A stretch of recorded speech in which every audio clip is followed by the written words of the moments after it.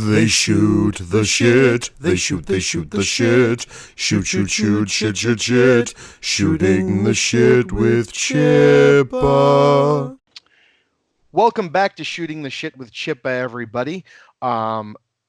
This is a really cool episode because I'm getting to talk to someone that I've never met. That's been happening a lot more to me lately, and I enjoy it. So before I get to introducing who I have on the show tonight, just a little bit of housekeeping. I have tiers on my Patreon now. So for those of you that are in the $1 tier, you'll get to listen to this episode and everything else 3 days early.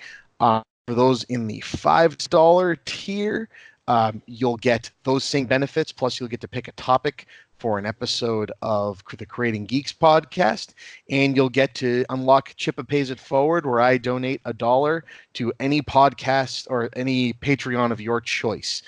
I'm enjoying that. It's only one person's taken advantage of it so far, but I think that could get some legs. And if you join the $15 tier, I will mention you on this show. So those people on the $15 tier right now are Mason, Christopher Finnick, my mom, Patricia Chipman, and Hugh K. Campbell Jr., who is Green Goblin on Twitter, and he was on an episode of the Talkbuster podcast. Now I'll open this up for an advertisement that I'm going to put in. So this show is brought to you by... My name's Gebetto Funkin, One Shoe Stumble, Knackle Timber Shivers, at your service. I'm looking for some friends of mine. The Many Pennies? The Many Pennies. Them. I know we've been really busy, but I think that all we need to do is just tackle the next thing on this 24-item to-do list, and we'll be fine. Someone bring me some food. Also, my flask is empty. I need a refill. Nobody panic. I may have lost several scorpions. I said nobody panic. Check out this new skin patch on my cloak, guys. Guys? You know, I might be looking for someone else. I don't blame you. Adventure Incorporated, a Dungeons & Dragons 5th edition actual play adventure podcast. New episodes every Monday. Find us at adventureincpod.com. And now I'm going to introduce Ryan Whorton. Ryan, tell the internet about yourself, my friend. Hello, my name is Ryan Whorton. I am from Texas. I work in IT, and I am a follower of Chris Chipman and a colossal nerd. Yes, as am I. Colossal nerds everywhere, unite. We no longer have to do this in our parents' basement. No, we do not. I mean, we can if we want to, but it's funny. I was just interviewing a guy last night for the Talkbuster podcast who was in Blockbuster IT and actually is still doing it. He still supports the last Blockbuster on the planet. He kind of went off on his own, and that's what he did, and kept being there for all the stores as they closed, and now he's working for the last one, which I think is fantastic. And he's also from Texas. That's awesome. Yeah, I think I remember you and Sandy in your episodes, like, just offhandedly mentioning the guy. Yeah, she had mentioned him, and then he contacted me separate, and I started going back and forth with the guy, not knowing who he was. He just contacted me through a Blockbuster Facebook page. Said, I'd love to be on the show, and then he says, oh, also, I'm the guy that does the IT for Sandy. I was like, me and Sandy were just talking about you the other day. That's awesome. Nice. So that was pretty cool. So where do you work, or what branch or side of the IT spectrum are you in? I work service desk for a company called Guide IT. They are under Ross Perot, if you've ever heard that name. Oh, yeah. Yeah. I'm just learning about this guy. Like, I've lived in this city for like 12 or so years. It's just been the last few years that I'm like, oh yeah, this Ross Perot guy is kind of a big deal, it turns out. Just a little bit. Yeah. So Ryan, if you don't mind me asking, how old are you? 27. Almost okay, 28. So not that. Yeah, okay. So I was going to say I was really young but aware of Ross Perot. Because they made fun of him on Saturday Night Live is really where it came from. But man, that's funny. I didn't realize he was still a thing. Yeah, it's mostly just like names of stuff. Like the company is called like a Ross Perot company, and there's the Ross Perot Museum in Dallas, which is actually a really, really cool place if you ever end up down here in Dallas. Wow. Well, that's awesome. I've actually never been to Texas.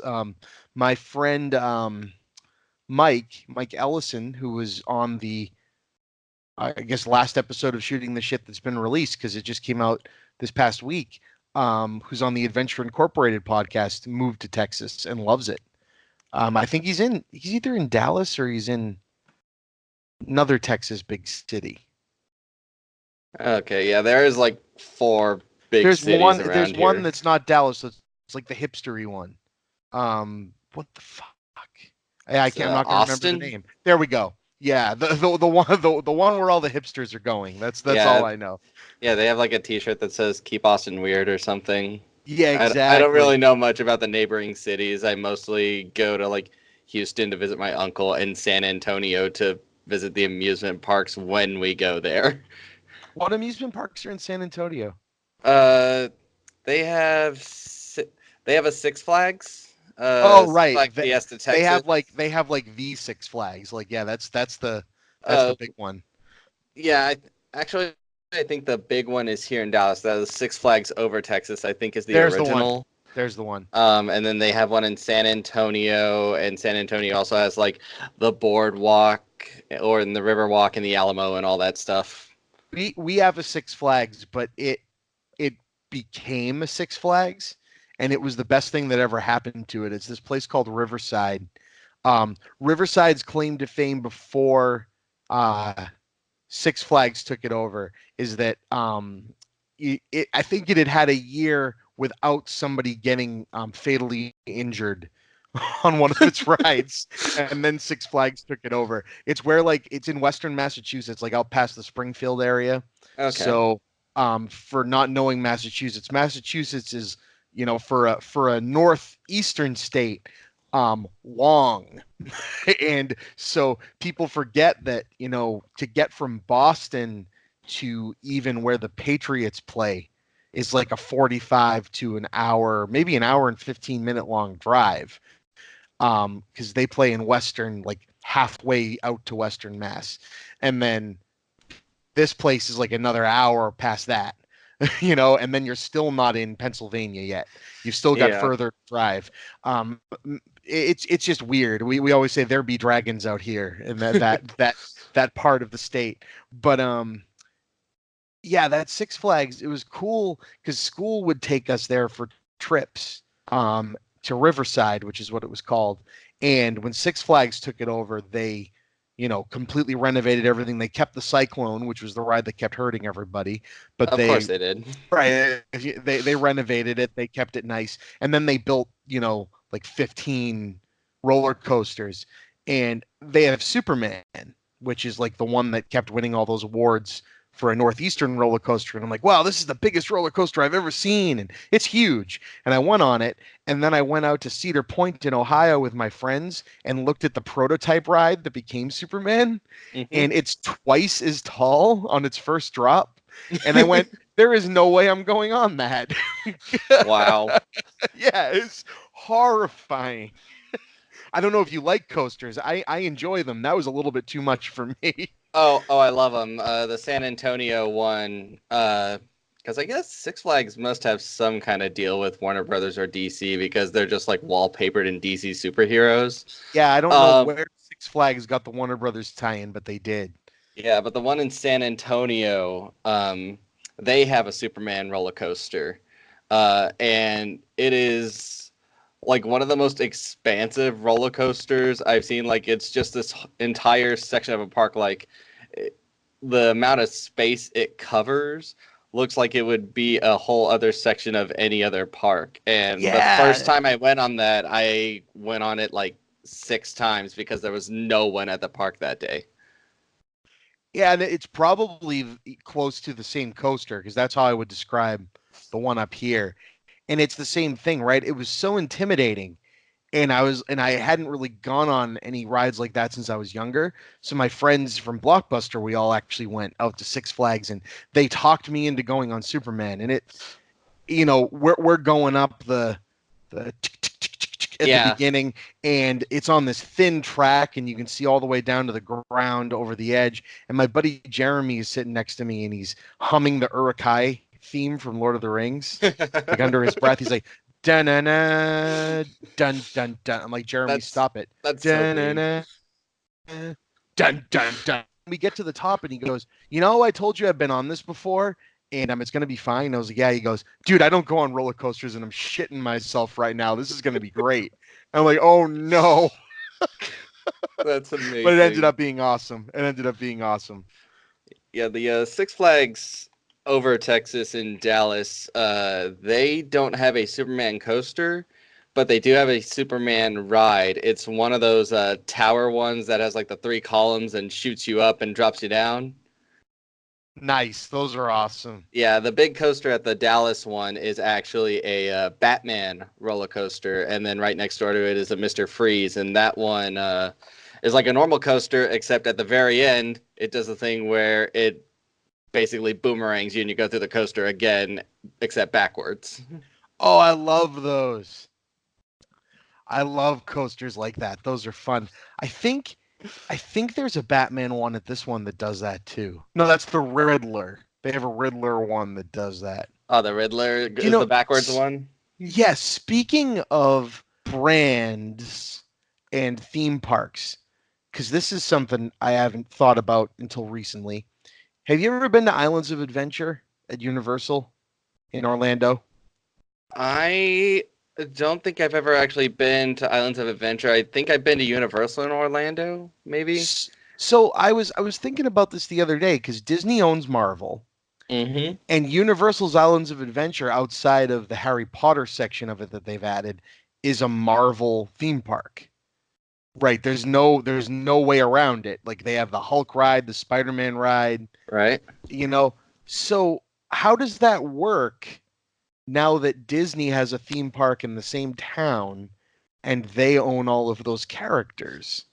I don't know. Universal seems to like be the nexus point of weird like rights because they like don't they still technically own the solo film rights to the Hulk or whatever? Yeah, they do. And it's like the whole Sony Spider-Man thing. It's very strange. yeah, and they like have the rights to do the Mario movie, but it looks like Nintendo can just dish out the rights wherever because Warner Brothers made the Detective Pikachu movie. Right. Yeah, it's very strange. It's very strange. And maybe it's because the Pokemon company has some sort of ingenious, we're not really Nintendo yeah, rule like going the on there.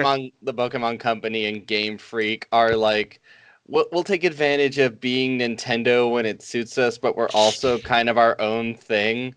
So when we're standing on top of the rubble of Nintendo, God, which I hope never happens, we'll be just fine. Like that's the thing. It always, when Pokemon is doing incredible, you hear that it's a Nintendo brand less and less.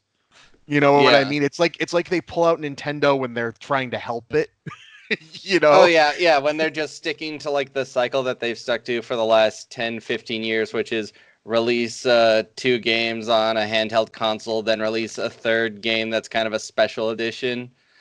Like when they're on that cycle, they are more than happy to be associated with Nintendo. But whenever they do stuff that's like Pokemon Go or now apparently Pokemon Sleep, it's like so the Pokemon company. So yeah, what's going on with that? Like I saw a headline and didn't even read it. Did you read into what's going on with that at all? I read into a little bit of it, but it seems to be basically a kind of thing where you put your Pokemon and it's supposed to track your sleep. So like you go to sleep and you, I guess, hit a button or something that says you're going to sleep. And then for however long you sleep, it trains your Pokemon and levels them up, I guess, is the concept. All right. So I'm not sure how it's supposed to specifically work, but yeah, the longer you sleep, the more it trains them. That makes sense. I would imagine it uses the Fitbit technology because Fitbits track when you sleep. So I doubt you even have to push a button. I'm pretty sure it's like they've done with Pokemon Go to be like, hey, why do we make this game stop tracking your steps when you turn it off? That's a dumb idea. Like your phone has step trackers built into it. Why don't we give you a benefit for exercising? Like I think that's kind of genius. Let's Yeah. give kids a benefit for actually sleeping and not staying up all night and playing video games. Oh yeah, everybody's like been making the jokes that Nintendo's out here single-handedly making everybody have a healthy lifestyle now. Right. And I go ahead. yeah, I honestly think like those health apps that they were supposed to be developing a while back, because I remember them saying like Nintendo was supposed to be doing some health something or other. I think that's what those became, was these Pokemon AR games. Well, they work. I mean, look at like, I have a Wii Fit, and me and my wife actually got lost a decent amount of weight using it back in the day. But when I look back on it now, the things I liked playing the most on it were things that were more like a game and less like a fitness app. But Oh, they yeah. were still fitness. Like, they had that awesome, and they did a better version of it on Wii Fit U, where it was like a new version of the track and field game with the Nintendo game, the footpad that they had back in the day, where you actually controlled a platforming game with the Wii Fit. And like, this is fantastic. Like, Oh yeah. and I anytime they can, dupe you into working up a sweat. I mean, right? It's the Dance Dance Revolution thing all over again. Oh god, I love I Dance Dance Revolution. Me too, and I was never good at it, but I kept playing it and I kept getting a workout. I've knew so many people that were like on the verge of bad news, like early diabetes and everything, that just got way into that game and like lost a whole person playing it. Nice. Who never would have exercised, and that was the amazing thing. They never would have done it. And it's like, that's really cool. So you had mentioned Detective Pikachu. What did you think of that movie? All right, so now keep in mind, I was probably like 7 or 8 whenever the Pokemon craze kicked in. So I'll tell you this, outside of the game for the phone, I've never played a Pokemon game. And Okay. I would have been like just at the tail end of the target demographic for the original games. I just wasn't playing RPGs at the time, so it didn't catch me. But I know so many people that are in my age group that were just like, this is like the second coming of Christ as a film. When they heard about it, they're like, oh God, finally. And Oh I'm like, yeah. oh man, Like all the right. initial news, whenever it broke, I was like, oh god, oh no, they're not gonna do this, because like I think I would have dreaded any news about an actual live action Pokemon film, and then they announced it was Detective Pikachu, and I'm like, oh god, it's the spin-off game, and not everybody even liked that game to begin with. And oh, they got Ryan Reynolds, and this just reeks of like celebrity stunt casting because he was still hot from Deadpool. Oh, absolutely. Um, but then that first trailer dropped, and the Pokemon looked amazing, and I was like, this is gonna work. Oh my god, this is actually gonna work. And then I finally saw the movie a few weeks ago, and I honestly couldn't have been happier with. Me too. I only have a knowledge of Pokemon again from this game, and I have Let's Go Eevee now because I have a Switch, and I'm like, you know what? I never played the original games. I might as well play this, and I'm in love with it. And I said to my cousin, I'm like, is this at least structure wise how the original game was? He says, yeah. Like, you need to go and get it. Like, you need to play Eevee because it will just, or Pikachu, because it will just show you what you missed. Oh yeah, Let's know? Go Eevee and Let's Go Pikachu is definitely. I don't want to sound condescending, but it's definitely like baby's first Pokemon, more Yeah, or no, less. and I needed that, like, cause it's fun to play, and I'm way more casual of a gamer than I was when I was younger. So being able to pick up something, and I'm not going to say that I can mindlessly play because it has some complexity to it as far as, baby's first RPG, like you Mm-hmm. call it, but it's just fun. Like my daughter sits there and watches me play it and like tells me where to go, and she's like 3.5. Go over Yeah. there. You'll find something over there. And I'm like, all right, this is awesome. And so sitting down and seeing this movie, even as a casual fan, I sat there the whole time just going, I feel like this movie is just a love letter to people that enjoy this property. And yeah, you can be cynical about that, but I don't want to be cynical about that. Oh, It's like, because some people are. Some people are like, well, it's just a cash grab. I go, dude, it's a product. Everything, the game that this is based on is a cash grab. There's a way to do cash grabs that are at least not being condescending and not being shitty about it. Like the Michael Bay Transformers movies are a bad version of something that was just a cynical cash grab. That's all the Transformers is. But yeah. then you go and watch something like Godzilla King of the Monsters, which I don't know if you've seen it yet or I not. just saw it earlier today. It was like watching Detective Pikachu for me. I go, somebody gets it. Like the Oh, people yeah. making this just go, I know what this movie is supposed to be. There was nothing more or nothing less than it needed to be. And it was a celebration of the people that love these characters. Why not? Oh yeah, and like Detective Pikachu, I really liked because one, there I'm the guy that'll like clue in on like a throwaway line or something and get like a contact high from it, because there's a throwaway line about the character of Mewtwo that more or less implies either the game or more specifically the anime storyline is actually happening somewhere. Yes. Yes. Because in Pokemon, the first movie, he like escapes from the people he was made to fight for and like blows up their castle and goes into the wild. And when they mentioned that this was an escape Mewtwo, because I thought they were gonna do the thing where this evil corporation made him, and I was like, well, that rules that out. And I'm like, nope, it doesn't rule them out because this is the escape Mewtwo. Right. Instead of doing, and that's, thinking about it more and just hearing you talk about that, it's like this movie is able to be its own thing, but completely inject itself into an existing mythos. But I felt that like my father-in-law went and saw it. My father-in-law has no idea what Pokemon is, but the woman he's dating, um, she just likes to go see movies. So he's like, you know what? Screw it. We'll go see this. We both like Ryan Reynolds, and we both know it's based on a video game, so it's going to be silly. He said, I absolutely loved it. He said it was adorable. He said it moved quick like a Saturday morning cartoon, and I liked that about it.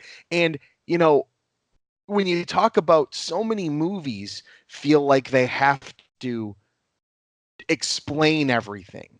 Like it's the Joker is the person who killed Batman's family shtick from the Tim Burton movies, and Yeah. the Ben Affleck Daredevil movie making the Kingpin be the person that killed his family and everything. And it's just like, why do you need to do that? Why can't Mewtwo just be the Mewtwo from the games or from the old movies, and we're just catching up with the story with everybody else now? Like, and I love that about it. Oh yeah, and Pokemon is incredibly bizarre, and actually the lore behind some of them is very dark. Like in the beginning, whenever they're catching that Cubone, and they mention like the fact that it's wearing the skull of its mother or something. Yeah. Yeah, the lore behind some of the Pokemon is incredibly dark. Like there is one Pokemon that's functionally a balloon, but it apparently like just acts like a balloon for children and then will drag them off to a different dimension whenever they grab it. Like Oh. like some of them are really dark whenever you look them up. Wow.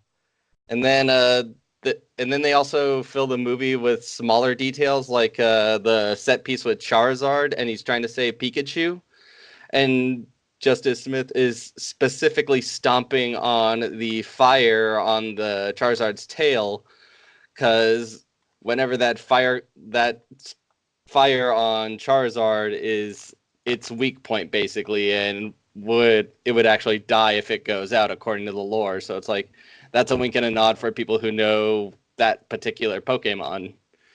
Right, it's a wink. It's a wink and a nod to the people, and a great character bit because it reminds you so much more of how much of a Pokemon nerd Justice Smith's character is, but he's trying so hard to not let you know that, and I Yeah, loved that. he's basically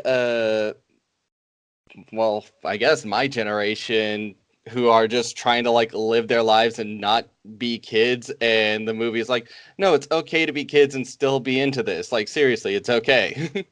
Right, that's exactly what I felt about it. It's like this movie is telling everybody it's okay to like this. Like it's okay.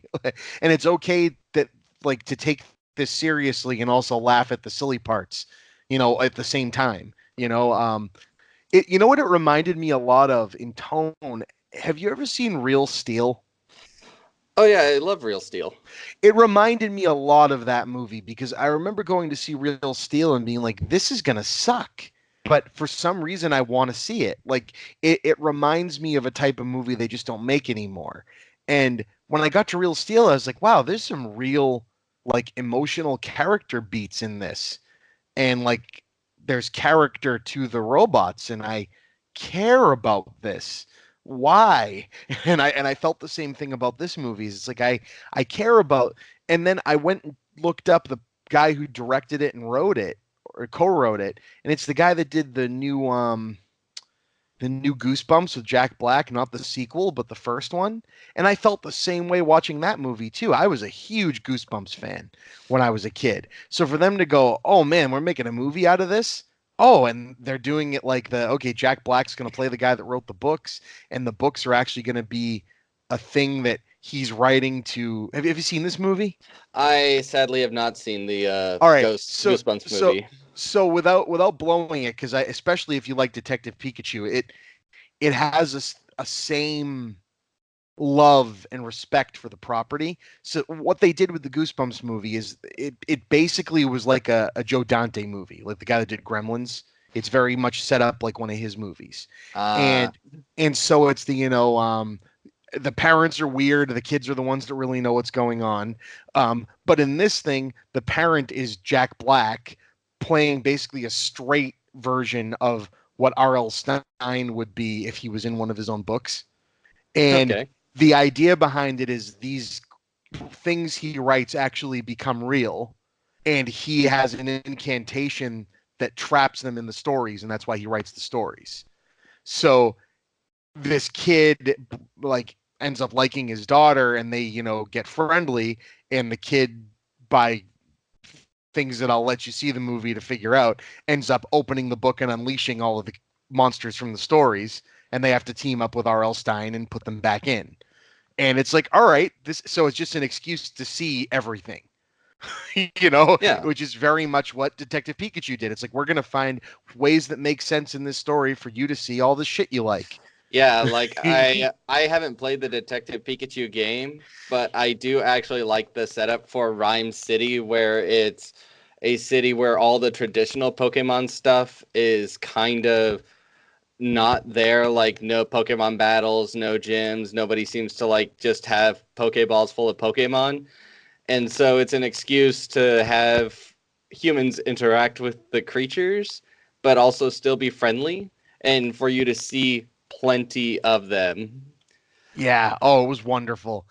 And like I said, as a casual fan, I'm still sitting there with my wife, like going, oh look, it's Charizard. Oh look, it's Bulbasaur. Oh look, back there. I think that's like we were just having so much fun with it because Oh yeah, and they looked so good. they That was really the did. other thing. And they weren't just designed well; they were animated well.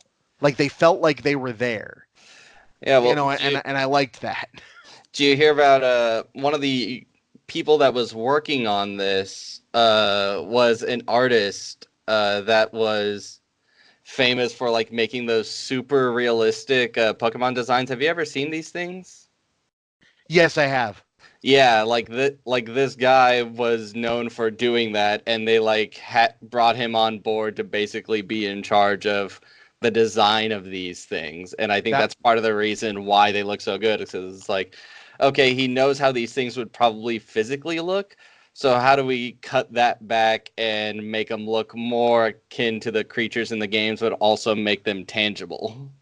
I absolutely loved the stuff with Mr. Mime, Oh especially God, because that was I the most read morbid part of the movie in a right. psychotic way. I read an interview with the people making the movie, and they said when they had storyboarded that scene, the Pokemon company like held a meeting with them and said, "Are you sure you want to put Mr. Mime in this movie?" And they were like, "Oh yeah, we have this really cool scene." And they go, "Yeah, that's really messed up what you wrote there, and also." We don't really have any lore to back this character up. We're not really sure what Mr. Mime is, so we're Yeah. afraid of what he could become. And they were Oh like, yeah, "Oh, I saw what?" that. Like they I think someone like they had asked the Pokemon company what is Mr. Mime, and they literally responded, I don't know, basically trying to steer them away from this Yeah. Pokemon.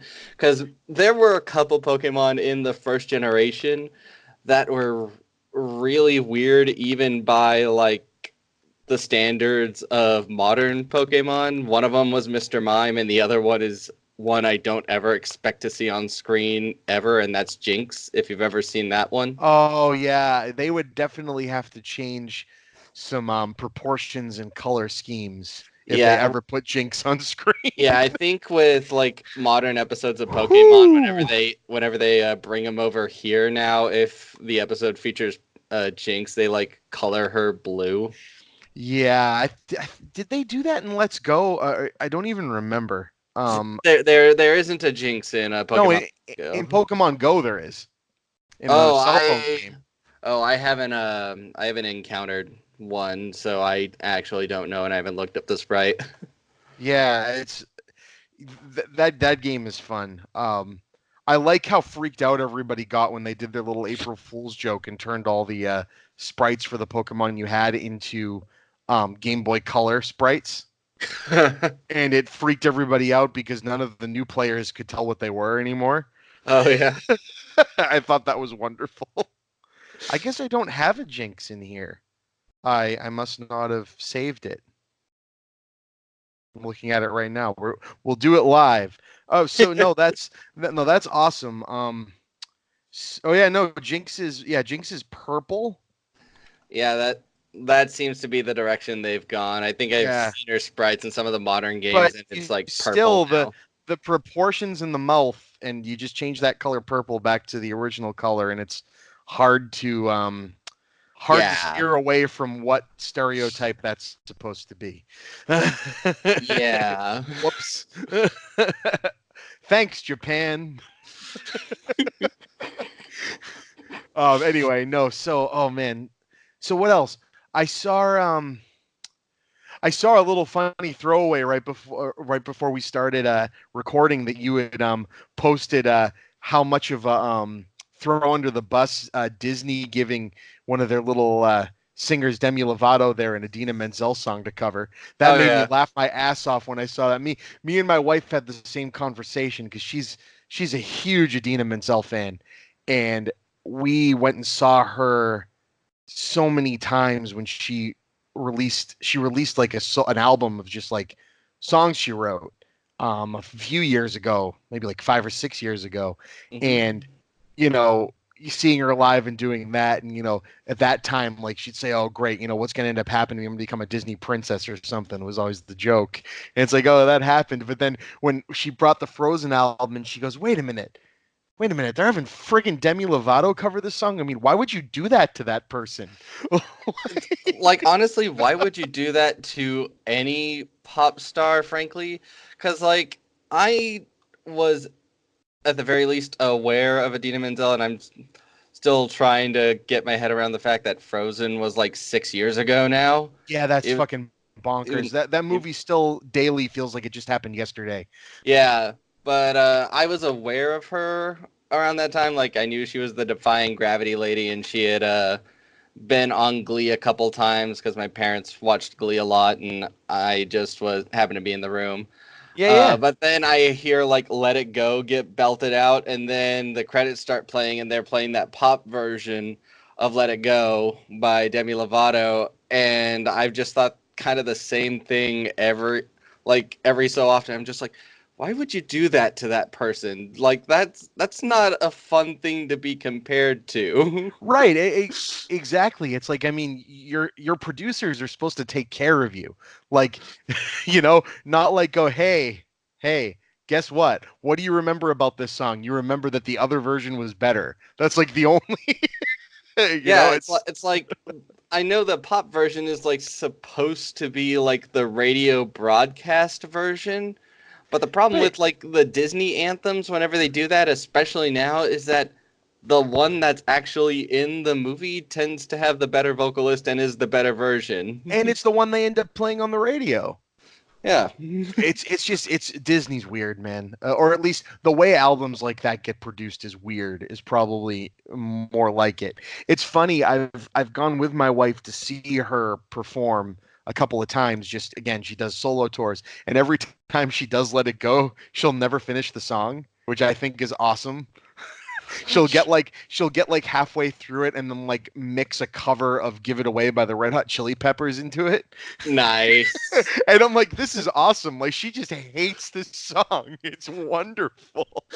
That's amazing. And Yeah, honestly, it's pretty I have cool. a theory about like why Frozen exploded that way, and because it was basically like a Renaissance era Disney movie, but it was the first one of like Lion King or Beauty and the Beast caliber to happen in a post-internet, post-social media world when you think Yes. about it. Because Yes. like they had Princess and the Frog and Tangled, and while they had good music, they didn't have quite as many belters or memorable tunes from those two, and Disney still hadn't quite gotten its zeitgeist mojo back. And then Frozen happened, and it was like a pressure valve finally got released for the internet, and it exploded everywhere. Well, and it was interesting because we were in New York with my cousin, and they have a really awesome Disney store in Times Square. And so about a year and a half before Frozen came out is when the ads started coming out for it.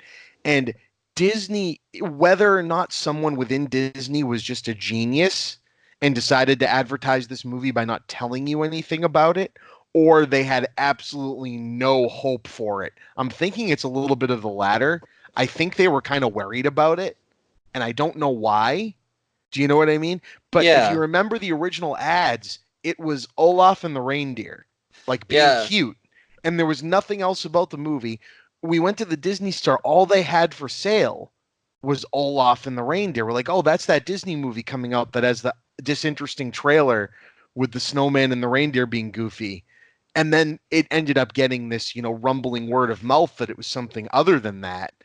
And yeah, it took off. Like, and I remember my brother going to see it in a critic screening and calling me and going, this Disney movie that's coming out is the real deal. And I'm like, which one? He goes, Frozen. I go, the one about the reindeer and the snowman. He goes, no, no, no, no, no, dude. He goes, it's at the same time a perfect example of what they were classically able to do, but also a subversion of all of that at the same time. And I went, that's ballsy. Okay, I want to see that movie. yeah. And it's still going strong. Because I recently played through Kingdom Hearts 3, Awesome. and I haven't played it yet. they have Arendelle as a world in there, Nice. and it's one of the worlds that follows the movie story, but you're like a background detail instead of actively taking part. And one of the details you end up coming on is when Elsa sings "Let It Go," and they animated the whole sequence in the game. Nice. Good for them. Good for them. Do Yeah. do what makes you the money. That's Disney. Those Kingdom Hearts games are weird. I Oh, love them. oh, they're weird, and I love them, and I really want the next Kingdom Hearts game to get here already. That's awesome. And I have a coworker who he he goes, oh, we were really busy, and he goes, all right, I really have to take I forget what day it was now, but it was the day after that game came out. And he's like, I really need to take this day off. And I'm like, yeah, dude, it's fine. He goes, no, it's imperative. It is very important that I have this day off. And I go, and I go back to my desk and I'm thinking, and I type in the date and I go back to him and I go, you can level with me. You're taking it off to play Kingdom Hearts, aren't you? He goes, yes, I need to. And I was like, dude, it's fine. And he came in after it and he goes, I beat it. It's like in one day, he goes, yes, I didn't sleep. I was like, Oh my god. Yeah, I powered through the game and I couldn't do it that fast. oh, he was primed and ready, it would seem. Oh yeah, and that series is so bizarre, especially because like some of the games have actually gotten like major voice talent to voice their characters. Like one of the primary characters in 2 was voiced by Christopher Lee, Right? and the main villain of the entire thing was actually voiced by Leonard Nimoy, who unfortunately passed before this game was made, so they had to replace him, sadly. That's a hard set of shoes to fill. Damn. And I felt sorry for the guy because they didn't. It looked like the guy's performance is good, but they didn't even try to get a sound alike for him, Right. which is weird because they actually got like good sound alikes for Tim Allen and Tom Hanks for like Buzz and Woody and John Goodman for Sully. When do you think with the Disney monopoly the way that it's going, and especially with Detective Pikachu doing well now, the Mario movie, no matter how bad it might end up being, oh God, I hope it's not bad, but I've liked maybe 2 movies the Illumination folks have made, and I just don't think it's right. They're right for Mario, you know. Yeah. But whatever. That movie will probably make a killing, and this Sonic movie will probably make a killing, even though oh God, oh God, oh God. But when do you think Disney Kingdom Hearts it? When do you think they go and try to adapt that? Whether they do it as like a Disney Plus miniseries or whatever, because they own it all, man. I don't know. I feel like because Kingdom Hearts was kind of weird because it came into existence like I think around the tail end of Disney being super prominent. And so they kind of just did like occupied their own little space, and now they've had the first major release of a game where Disney is king of everything. Right. So I don't know if they'll ever try and make a movie. I kind of hope they do. Like I kind of hope there's a post-credit scene in Frozen 2 that it just like cuts to a mountain range and it's just like someone from Organization 13 like wearing those black cloaks with like the silver things dangling. Like it's just a guy wearing one of those cloaks standing on a cliff. Like they don't have to say a word or do anything, just have one of those guys be there. Or they just like uncover a keyblade somewhere. You Oh know, yeah. like oh man, wouldn't that be awesome? Yeah, that's actually what I'm hoping like kind of at least happens with the future games, is that they actually give the Disney characters themselves, like especially the princess characters that are more popular, keyblades. Yeah, that'd be amazing. Because they made one of the main characters in that series, the wizard from the Sorcerer's Apprentice bit in Fantasia. Yep. And he is like an ex-keyblade master. But they say X-Master, so he never actually takes one out. And I was like, oh, you could have had him bring it out in this game. Yeah, that would be. It would just. They haven't gone bonkers in a long time. Like, when's the last time? Well, I mean, we know when the last time it was, but like I could see a Kingdom Hearts movie being like as bug nuts as Fantasia. Oh, just yeah. just like, hey, okay, so we just let the animators drop acid, and here you go. Oh, You know honestly, what I mean? if I were doing a Kingdom Hearts movie, I would it'd be expensive as all hell probably, but I would do like Mary Poppins, where you have like the main like Yep. like the main Sora and all them crew be IRL people, and then whenever they Yes. go to the Disney worlds, they're still like that. but the world everything else around them is is animated. But and like, animated like the worlds for the movie that they're in. So if it yeah, goes to 2D, we do 2D animation. If it goes to exactly. Frozen, oh yeah, dude. So now I want to make that movie. Like, I wish we had money. Oh That would yeah, that yeah. would be I fun. wish I had money or the time because I would totally do that. Would it be good? Probably not, but it'd be fun as hell. Yeah, I mean, yeah. There's it's not like the narrative makes any sense. So why Oh not no, just go and have fun like with it? I'm the guy who will stand for the Kingdom Hearts lore any day of the week, even though it's convoluted as hell. Because for Oh, it's whatever reason, organized. my mind takes to convoluted lore like nobody's business, like Kingdom Hearts or even the Naruto lore. I'm like, no, this all Nice. makes total and complete sense, and it's not convoluted at all. You guys are just slow. No, But that's the way I felt about the original Kingdom Hearts. It's the only game in the series I've played through in its entirety. And man, I just remember sitting there going, "Is this gonna stop being weird?" And it just doesn't. I'm like, I and love this. and the Like funny this part is game. that's the most normal one out of all of Yeah, them. of course. I've read synopses of the other ones, and I'm like, man, they just really trusted in their fans that they were gonna go along with this. Yeah, like Kingdom Hearts 3D, it introduces time travel, but they have to, but it's like a special kind of Kingdom Hearts time travel where you like leave your heart leaves your body and then becomes like an apparition in the future and past, and then you can return, like you can do stuff like Back to the Future and mess stuff up, but you return to your present date and you don't have any memories. And that's kind of the working premise of the climax of 3 is that there's hearts from different points in time all traveled to this future, and these people basically had androids waiting to put these hearts in so that they would take on the shape of the character. That's And it, awesome. like one of the hearts is like when Riku briefly goes evil in Kingdom Hearts, the first one. Like that one goes to the future and you fight like a young evil Riku. Jesus. It's so bonkers, but I so love it so much. So with I just love this stuff. Um, what what's the first like anime that you really got into? Oh, that's easy. It's got to be both Dragon Ball Z and Sailor Moon from the original Toonami block. There you go.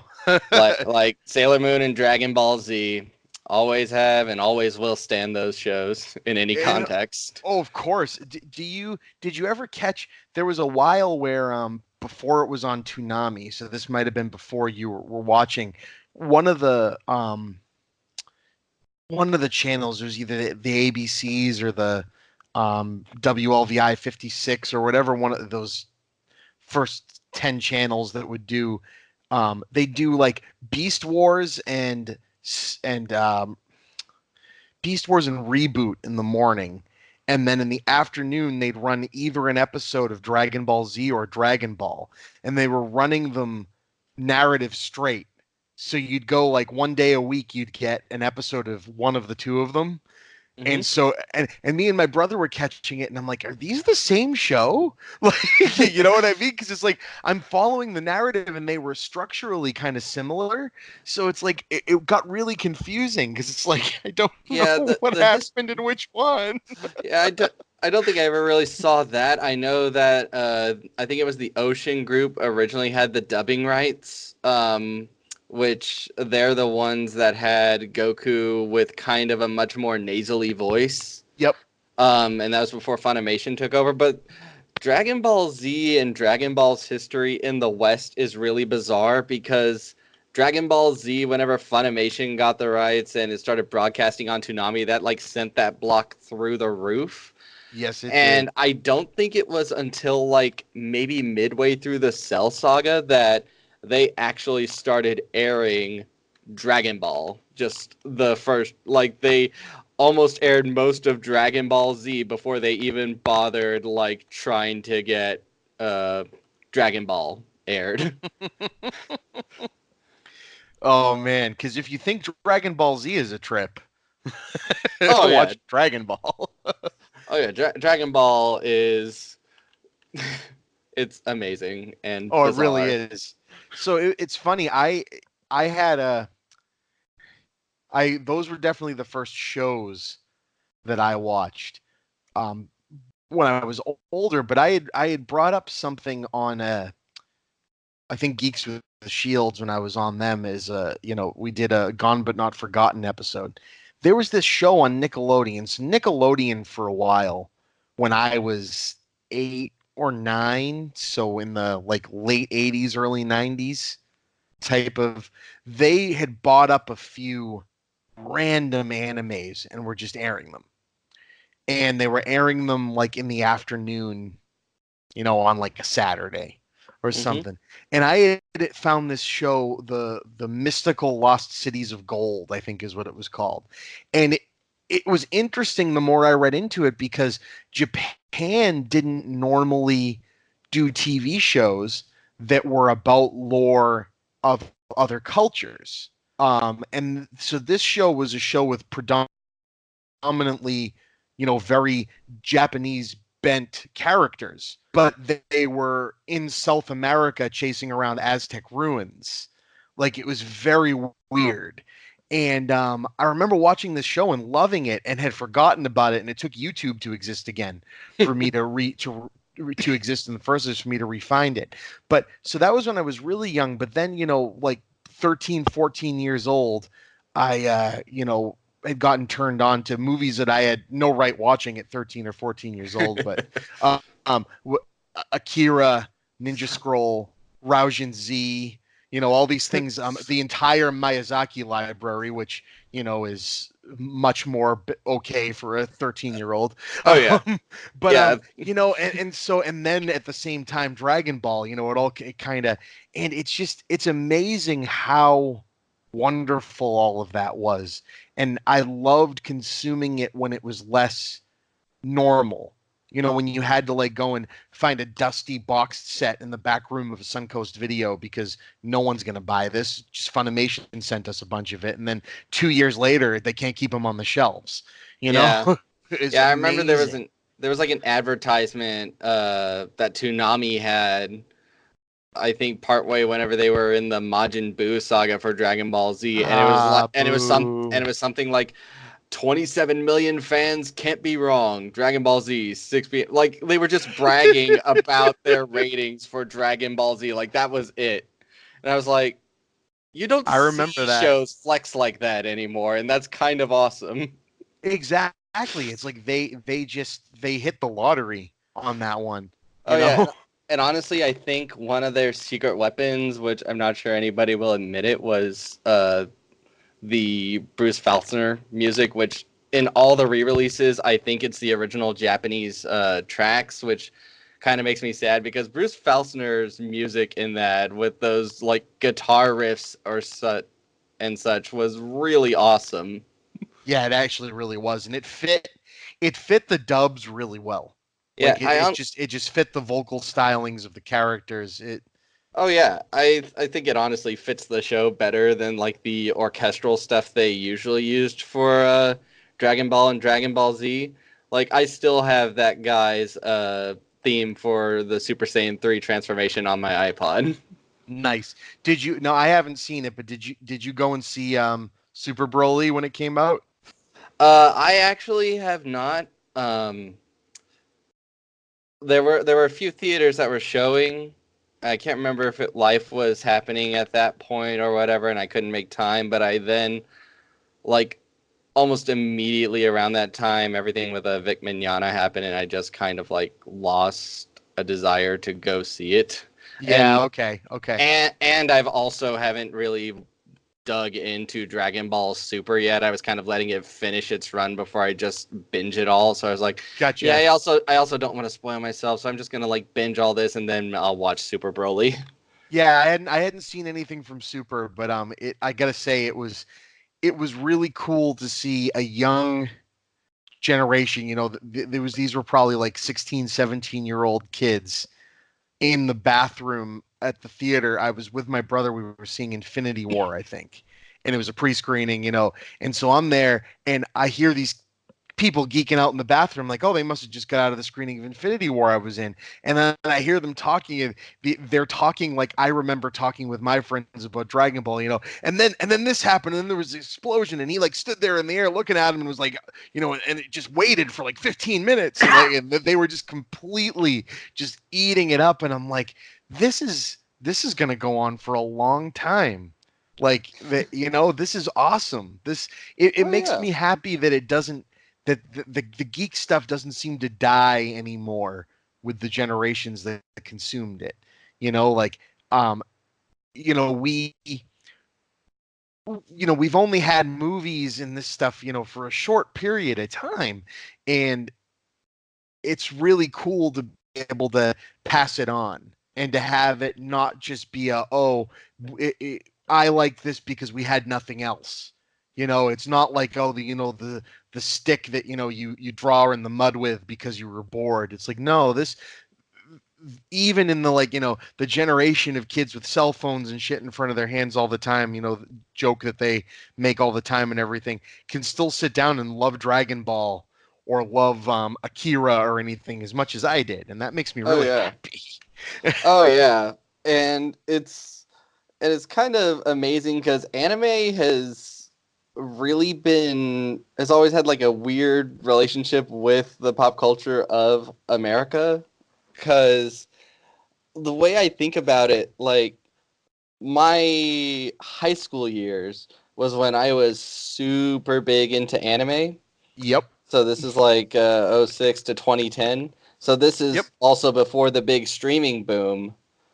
But there was a streaming boom. It was just for anime, and it was all technically illegal.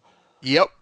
Like now you have Crunchyroll and Funimation, but back then it was like just these random sites that would have so much anime, all dubbed by fans, and actually, not dubbed, but subbed by fans, and actually subbed pretty well. And like that would be my thing. And like sometimes, and even now, you still don't get like really offbeat shows. Like I bought a show a while back off of a like manga entertainment site or something called Black Rock Shooter. It's like an 8-episode show. Basically, think What If Inside Out, but Power Rangers. And I'm in. I'm in. I need to watch it now. And you want to talk weird history? That show is weird, but it was only released officially in like the UK in a subbed version, but never over here. So I had to import it. But it's region locked to region 2, and I don't have any like region free Blu-ray players, so I can't even see it. And none of the official streaming sites like Verve, Funimation, Crunchyroll even have it. Wow. So it's like so I still imagine like these illicit like streaming anime sites are still pretty big because they still like have stuff like that on there, like that none of these companies are ever going to pick up or distribute anywhere. Right, and if they do, it's going to be some company that's trying to get a foot up on somebody else, right? It's going to be the next like person to come in and try to take some of Netflix's steam and be like, "Hey, we have like, these 20 animes that no one's ever heard of," and they're going to try to build off that fan base and probably fail. But Yeah. you never know. They could end up being like Toonami, and just exploding. Yeah. And like Black Rock Shooter, that show is so weird because it started out from a song. Jesus. Like you've heard of Hatsune Miku? Yep. I imagine. So some group called Supercell, like, who just wrote music using her program, one of their designers had a bunch of characters, and I guess their lead songwriter or someone went up to him and was like, I really like that character. Let's write a song about her. They did. It took off, and then it spawned like a manga, a 50-minute OVA with a completely different lore, and then an 8-episode anime series and a PSP video game. Nice. Oh, PSP. Rest in peace. I loved my PSP. Yeah, I only ever really got it for one game, and that was Kingdom Hearts Birth by Sleep, of all things. Yep. I had What did I get? You know what actually was wonderful on that system, and it's forgotten in the history of forgotten things. They made a Rock Band game for that. Now, for people that don't know the history of the company that made Rock Band, that might sound a little strange. Have you ever heard of the Rock Band game they made for PSP? I have not. So I'm fascinated. So the company that made Rock Band is a company called Harmonix. They're out of Boston, Massachusetts, Right. and they still make games. I mean, they had a Rock Band 4 like a year ago, but their games that make them the most money still are Dance Central, which was um it was the Just Dance competitor, but specifically for the Xbox. We're gonna steal your information stereoscopic thing. What was that called? The The Xbox Connect. camera, the Kinect, yeah. And the Yeah. game worked great, but and that's what made them money because everybody wanted to connect. And now it's on, the Switch and everything else, I believe. But they also make this like card-based mixing game, which you can buy at Best Buy and other places I saw, where it's like you buy tracks, but they go into like a mixer and like there's a video game involved, but there's no screen. I don't Hmm. really know what it is, but it sounds fascinating, and I guess that makes a lot of money. But back to why in the world they ever would have thought of making a Rock Band game for a system that doesn't have the ability to hook instruments up to it.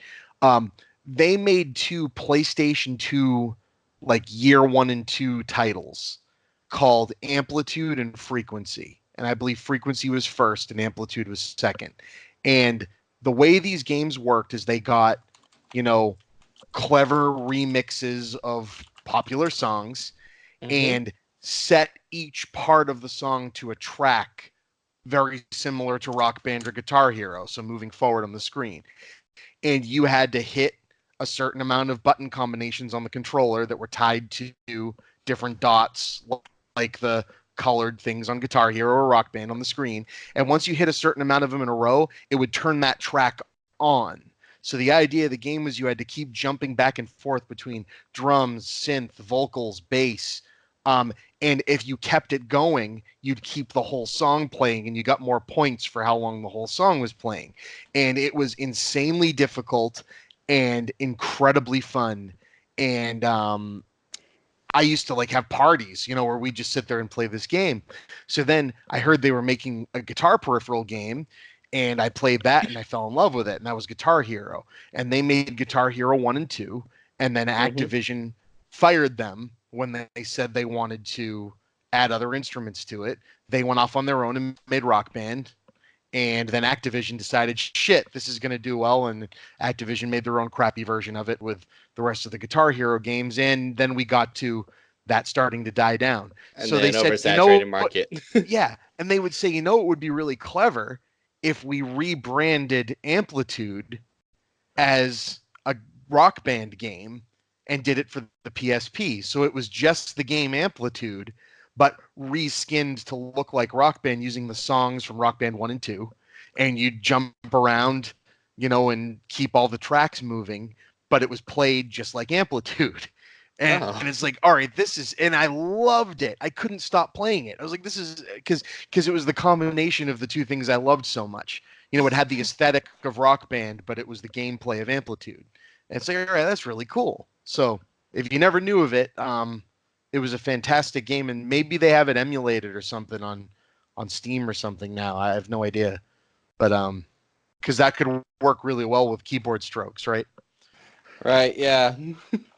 That that is yeah, I'm looking at this now. That is quite something. And it took a lot of skill. It took a ton of skill to Oh yeah, play. that's why the only rhythm game I was ever really good at was like Dance Dance Revolution, cuz at one point in my life I was super coordinated at least with my feet.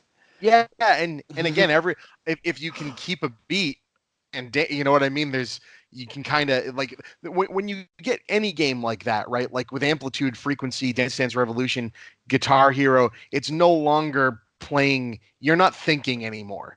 You know what I mean? This is just muscle memory at this point. Like you have to move quicker than you can actually think. So you just know the beat already, and I know that's where my foot's going to go. That's about it. And Oh yeah. because I watched people, did you ever double pad DDR?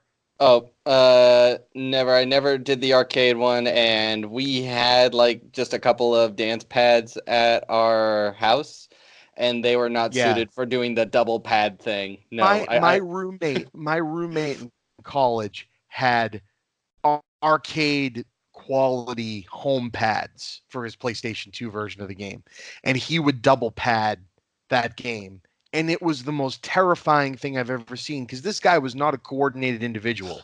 But when he played this game, it was like, dude, what the hell? Like, how did you get so good at this damn thing? Yeah, I think out of our crew, because like you said, you had parties with that one game. Well, back where I actually used to live in New Mexico, when Dance Dance Revolution was huge, we'd just have a bunch of the family friends over at our house, and we'd set up the PS2 in the living room, and we had just 2 Dance Dance Revolution games. And the one we mostly played was the Disney Mix one that they had. So it was like a bunch of these songs, but they're like That was Euro fantastic. techno. And I ended up being like the best person at that particular game. And the funny thing was, like, we'd have 2 people on the mats playing the game, but like behind them the entire room would be doing it. That's awesome. See, and that's what I always loved. You know, you'd go out to there was an arcade called Fun World, which is probably just full of tetanus and bad decisions, but it was up in Nashua, New Hampshire, and we would go because it was the only place in the area that still had an arcade, and we'd go and play DDR up there. And it's like you'd have a group of people, and everybody would be standing behind the 2 people playing, doing all the moves. It's like we all know this. We all know how this goes. And I'm like, this is so cool. We look like complete nerds, and I love it. You know? That's awesome. Well, we've been going about an hour and 15 minutes. So I'm gonna try to start wrapping this up. Do you? I again, like I said, this is your show. You know, I'm just giving you a conduit to the world, as it were, and I'm really enjoying talking to you. So I hope you're enjoying talking to me. Is there any other topic you were hoping to get to before I start wrapping up? I think there was like only one. It was because I was listening to your podcast with Matt Lynch from the Scarecrow video. Oh, Matt Lynch is awesome. Yeah, you guys just got me thinking about this. This is just gonna be a quick thing of dude, like why they're worries. why I like what they do and why that kind of thing is so important. And everybody else in the world needs to get on board with it is media preservation. Because in a few weeks, I'm not sure if you know, but Netflix is actually going to be streaming Neon Genesis Evangelion. Oh, I know. Yeah. I cannot wait to put myself through that again. Oh, yeah. Well, they've apparently completely redubbed it. Which I don't blame it. It's one of those shows that has been off the air, but it brought to mind that I actually have the original series. Like, I have a collected edition of the original dub of the series, and I had bought it just before they announced it was going out of print, because it actually has not been like legally available to the West for like a decade, if not more now. Yep. Because the company that distributed it went under and nobody bought the rights to distribute it. So the only way you could do it was basically illegal streaming, more or less, here. So I'm glad like Netflix is doing that kind of thing, but it just goes to show that other companies need to actually get on this kind of preservation of some of these more offbeat titles, like distribution companies like Funimation and Viz need to make sure that weird anime titles are available to the public better, especially like cult classics and outright classics like Evangelion. And I agree, and they need to make them available in a way where they can't just randomly go away. Like Yes. that's the thing. I loved Matt's thought process on how streaming, he's not going to be that kind of guy that's going to sit around with his physical movies and go, oh, streaming, it's ruining it, because streaming is making it so people can see it. That's a wonderful thing. But the thing that's always bothered me with streaming, and the thing that bothers me even about the games that I've bought on my Switch digital only, is that if they didn't want me to have that anymore, they could just make it so I can't have it anymore. And Yep. I don't want that. Like, I want to own it, and then our transaction is done now. This is mine. I have it forever, or until the disc stops playing. And I think Bob and I actually have those same, just before they went out of print, Evangelion, because that was one of my last real sit down and consume, like, deep hard anime shows. We just sat down and took that in, and man, what a freaking mind fuck that show was. Oh yeah. And like I was in a place called Half Price Books the other day, which like they mostly deal in used basically anything you can imagine, and I saw in one of the display cases, because they have some of the more expensive stuff behind these display cases, it was a different collection than mine, but it was still a collection of Evangelion, and it was $300. Jesus. And I was like, this is like second-hand used, and this is $300 because you can't find this series anywhere anymore. Wow. Oh man, Evangelion. That's going to be a trip. So yeah, so I guess we could say that both of us would like to say to the world, hey, preserve your crap. Yes. Especially video games and anime, because they are not handled well. Oh, God, no. Yeah.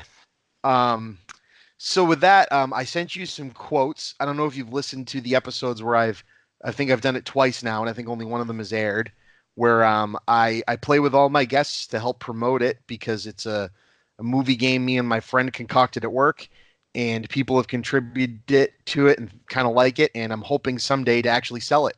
So Okay. you guys are my guinea pigs. Okay. But it's called Right Quote Wrong Movie.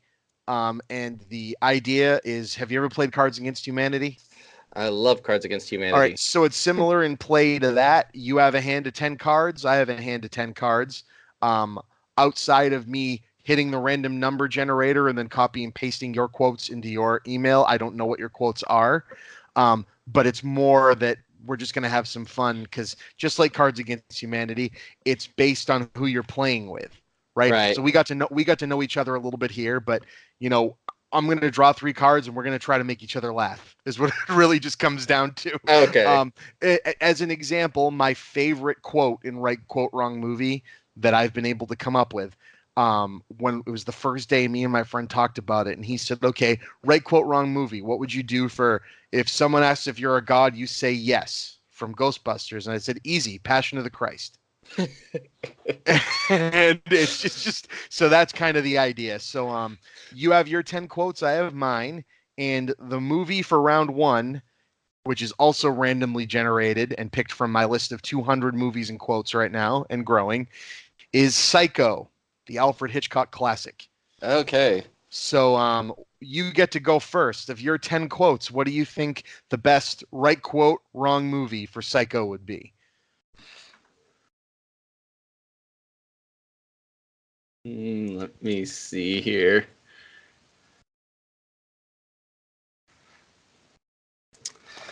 Okay. I got one. I'm a huge fan of the way you lose control and turn into an enormous green rage monster. Excellent. The Avengers. Yes. I love it. Okay. I'm let's see. From Ginger Snaps. I get this ache, and I thought it was for sex, but it's to tear everything to fucking pieces. Okay, I think So you got me there. you think, okay, cool. So round 1 goes to me. All right, round 2, the Stephen King Kathy Bates classic, Misery. Okay. Do do do do do do do. Here we go. You play a good game, boy, but the game is finished. Now, you die. Wonderful. Oh man, I'm not sure I'm gonna come up with a better one than that. So I'll throw out. It's been a funny sort of day, hasn't it? Shaun of the Dead. I think you get that one.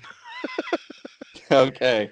All right, and the last round, the Disney classic Chitty Chitty Bang Bang. Oh boy. Chitty chitty bang bang.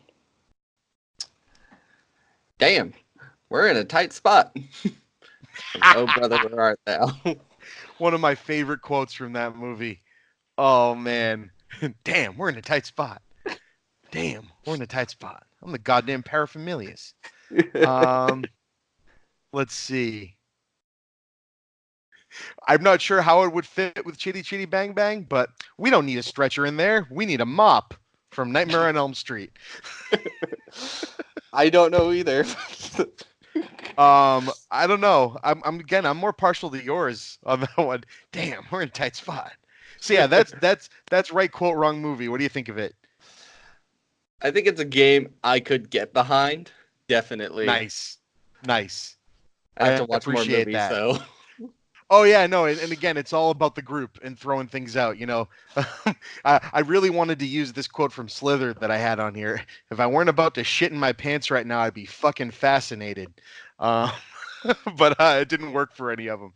Nice. So yeah, you know, that brings us to a close. Ryan, it was an absolute pleasure to have you on, and I'd love to have you on again. Maybe after I don't know. They announced the Kingdom Hearts movie.